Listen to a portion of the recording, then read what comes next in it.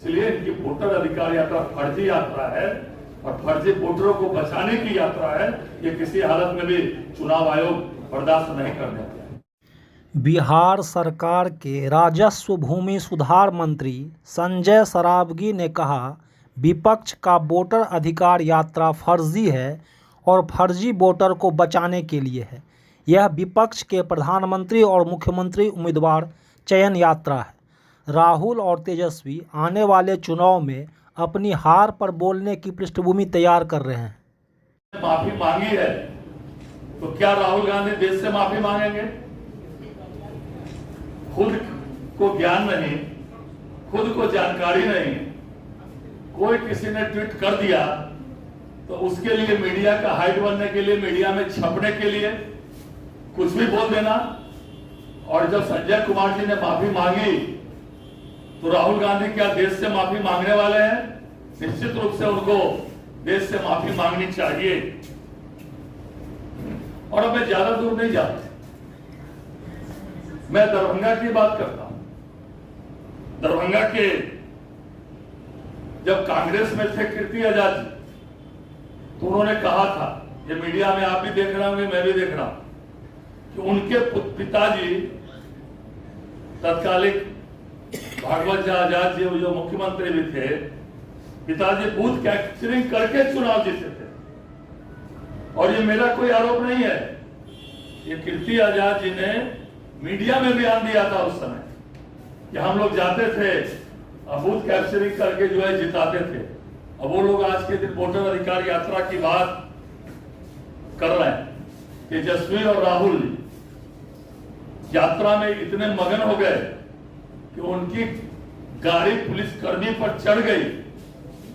ये लोग उस पुलिसकर्मी को देखने के लिए गाड़ी से भी नहीं उतरे। इसे जनता के दर्द से इनको कोई मतलब नहीं है। हाथ हिला रहे थे, पानी की बोतल फेंक रहे थे, लेकिन एक बार भी उतर के उस पुलिसकर्मी से का इन्होंने हालचाल भी नहीं लिया कि चक्का उस पर चढ़ गया। क्या हंस उनका था। यात्रा के दौरान औरंगाबाद में नवीनगर विधायक के ड्राइवर के साथ मारपीट की गई। खुद तेजस्वी यादव के भाई ने कहा कि इस यात्रा में जयचंदों की फौज चल रही है। और ठीक ही कहा राहुल गांधी और तेजस्वी लोकतंत्र बचाने के लिए नहीं, बल्कि उसे तार तार करने के लिए यात्रा निकाली है। विपक्ष को लगता है कि रैली में जो भीड़ इकट्ठा होती है वो सारे इनके वोटर्स हैं। अरे भाई, सर्कस में लोग जोकर को देखने जाते हैं क्योंकि उनका मनोरंजन होता है। कांग्रेस और राजद का फंडामेंटल रूल है, वोट लो छोड़ दो, वोट लो छोड़ दो। जनता ने 90 चुनाव में इनको वोट की चोट से इतना घायल कर दिया है कि फिर से हार के डर से वोटर को ही संदिग्ध मानने लगे। बिहार की स्थिति इन लोगों को पता है। इन लोगों ने भी सर्वे कराया। जो बात ये नवंबर में पूरी तरीके से चुनाव हारने पर बोलने वाले, उसकी भूमिका अभी से बना। संवैधानिक संस्थाओं पर उंगली उठाना। और लालू यादव जी ने टीएन सेशन के बारे में अपने जमाने में कहा था, मुख्य चुनाव आयोग टीएन सेशन को, कि रस्सी से बांधकर खटाल में रखने की उन्होंने धमकी दी थी। और जो व्यक्ति, जो दल के नेता मुख्य चुनाव आयोग के बारे में उस समय बोल रहे थे कि रस्सी से बांधकर खटाल में बांध दो, और वो आज वोटर अधिकार यात्रा उनके गठबंधन के लोग निकाल रहे हैं। बूथ कैप्चरिंग, बूथ लूटना, बैलेट पेपर फाड़ देना, बैलेट पेपर में स्याही डाल देना, बैलेट पेपर से, बैलेट बॉक्स से चिन्ह निकालना आदि शब्द लालू राबड़ी राज में ही इजाद हुआ था। क्या हालत था उस समय? आप लोग दिखाते थे, दो आदमी मिलकर धब्बा मार रहे, दो आदमी मिलकर लूट रहे हैं। कहीं बैलेट का बक्सा नाले में नजर आता था। ऐसे लोग आज वोटर अधिकार यात्रा निकाल रहे हैं क्योंकि उनको पता है कि आगे हश्र क्या होना है, उसी की भूमिका ये बांध रहे। भारत के इतिहास में पहली बार वोट चोरी का कारनामा कांग्रेस के समय हुआ था। वर्ष 1957 में बेगूसराय जिले के बलिया लोकसभा सीट से कांग्रेस प्रत्याशी सरजू सिंह के कहने पर माफिया डॉन कामदेव सिंह ने मतपटिया लूटी थी और बूथ पर कब्जा किया था, जिस वजह से कांग्रेस प्रत्याशी सरजू सिंह की जीत हुई। लगातार वोट लूटने का, बैलेट बॉक्स बैलेट छापने का इतिहास कांग्रेस और राजद का रहा है। इसीलिए ये लोग आज वोटर अधिकार यात्रा की बात करते हैं, जिन लोगों का इतिहास ही वोट लूटने का रहा है, बैलेट लूटने का रहा है। एक तरफ राहुल गांधी ने पुरखों के संविधान निर्माता बाबा साहब को धांधली करके चुनाव हरवा दिया था, वही दूसरी ओर लालू यादव ने अपने जन्मदिन पर अंबेडकर के फोटो का, अंबेडकर जी के फोटो का अपमान किया था। किस मुंह से ये लोग संविधान और दलित अस्मिता की बात करते हैं? जिस कांग्रेस ने जगजीवन राम को प्रधानमंत्री नहीं बनने दिया, उसके ही शहजादे यहां संविधान और दलितों की बात कर रहे हैं। जिस शहाबुद्दीन ने लालू यादव के मार्गदर्शन में वोट चोरी और बूथ लूटने का इतिहास बनाया, तेजस्वी उस जैसे अपराधी के लिए अमर रहे का नारा लगवा रहे हैं। तेजस्वी यादव के मुंह से वोटर अधिकार यात्रा, लोकतंत्र एवं संविधान बचाने की बात शोभा नहीं देता है।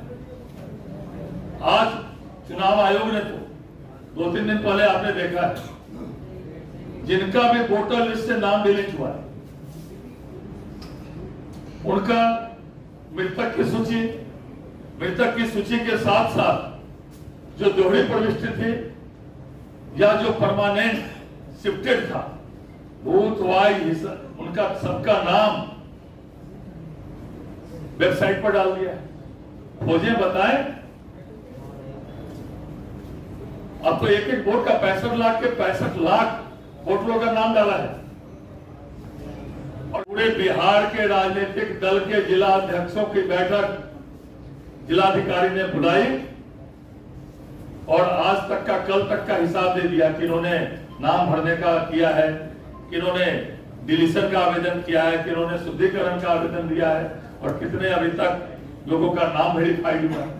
इतने पारदर्शी ढंग से चुनाव आयोग काम कर रहा है और तब ये लोग चुनाव आयोग ऐसी संस्था पर उंगली उठा रहे हैं क्योंकि इनके द्वारा जो बांग्लादेशियों का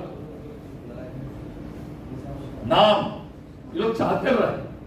केवल एक संप्रदाय का नाम दरभंगा में भारतीय जनता पार्टी के BLA 1 ने, जिनका नाम लक्ष्मण कुमार आप लोगों ने भी चलाया है, केवल एक संप्रदाय का नाम जो अल्पसंख्यक समाज से है, लगभग 1300 नाम उनका दिया है, जो 2 जगह से 3 जगह।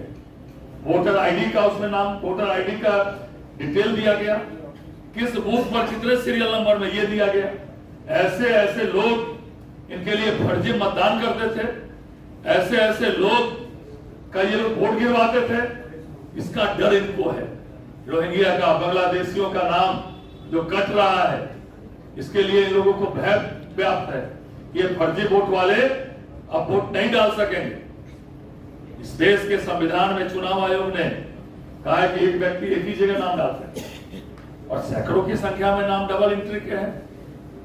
2 जगह वोटर आईडी बनाए हुए हैं, 2 जगह सरकारी योजनाओं का लाभ ले रहे हैं। ऐसा दरभंगा के ही BLA 1 जो भारतीय जनता पार्टी ने लिस्ट जारी की है। इसलिए उनका जो वोटर अधिकार यात्रा नहीं है, इन लोगों ने जो फर्जी काम किया है, जो संवैधानिक संस्थाओं पर इन लोगों ने लगातार जहां ये जीतते हैं वहां चुनाव आयोग पर आरोप नहीं लगा।